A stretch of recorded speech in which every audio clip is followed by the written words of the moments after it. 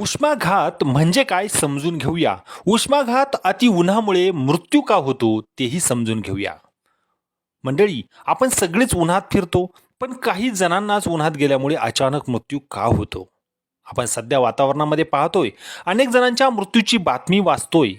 आपल्या शरीराचं तापमान नेहमी 37 अंश सेल्सिअस असतं आणि या तापमानातच शरीरातले सर्व अवयव नीट काम करू शकतात. घामाच्या रूपाने पाणी बाहेर काढून शरीर 37 अंश सेल्सिअस तापमान कायम राखतं.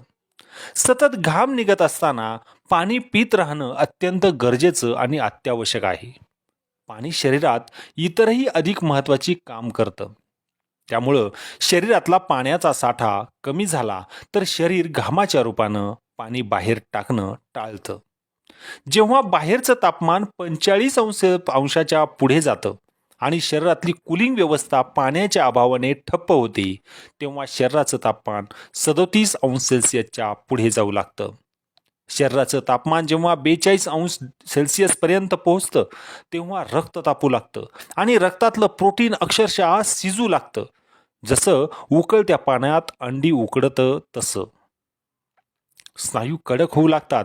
त्यात श्वास घेण्यासाठी लागणारे स्नायूही निकामी होतात. रक्तातलं पाणी कमी झाल्यामुळे रक्त घट्ट होतं, ब्लड प्रेशर अत्यंत कमी होतं, महत्त्वाच्या अवयवांना विशेषतः मेंदूला रक्तपुरवठा थांबतो आणि म्हणून माणूस कोमात जातो आणि त्याचे एक एक अवयव अवघ्या काही क्षणात बंद पडायला सुरुवात होते आणि त्याचा मृत्यू ओढावतो.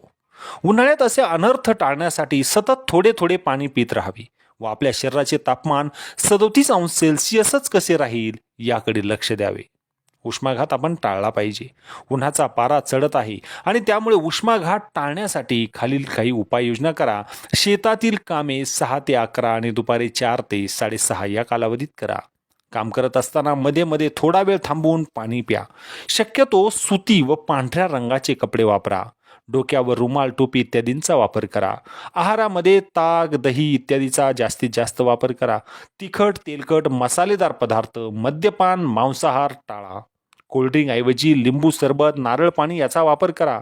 दुपारी 11 ते 4 पर्यंत काम असेल, प्रवास असेल हे टाळा. लहान मुलांना, गरोदर मातांना, आजारी व्यक्तींना दुपारच्या वेळी बाहेर पडू देऊ नका.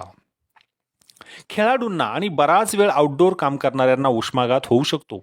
उष्माघात हा प्रामुख्याने अर्भक, लहान मुलं, वयोवृद्ध, पाणी कमी पिणारे लोक, दीर्घ आजारी किंवा मद्यप्राशन करणाऱ्यांमध्ये आढळतो. तसेच हृदयरोग, फुफ्फुसांचे आजार, मूत्रपिंडाचे आजार, लठ्ठपणा, उच्च रक्तदाब, मधुमेह, मानसिक व्याधीसारख्या आजारांनी त्रस्त व्यक्तींनाही सहज उष्माघात होऊ शकतो. मुलं किंवा व्यक्ती उन्हामुळे बेशुद्ध झाली असेल तर त्याच्या तोंडावर थोडे पाणी शिंपावे. श्वसनक्रियेची तपासणी करावी.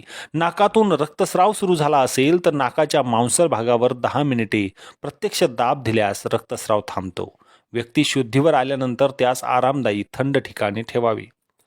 तसेच शरीरातली उष्णता जी वाढलेली असते ती सर्वप्रथम कमी करणे आणि रक्ताभिसरण प्रक्रिया सुरळीत करणे हाच उष्माघातातील प्रथमोपचार आहे. त्याला सावलीत वा थंड ठिकाणी हलवावे. शरीरावरील जास्तीचे कपडे काढून टाकावे. त्यामुळे शरीरातली उष्ण तापमान कमी होण्यास मदत होते. मंडळी, हा होता उष्माघाताने माणसाच्या आरोग्यावर होणारा परिणाम.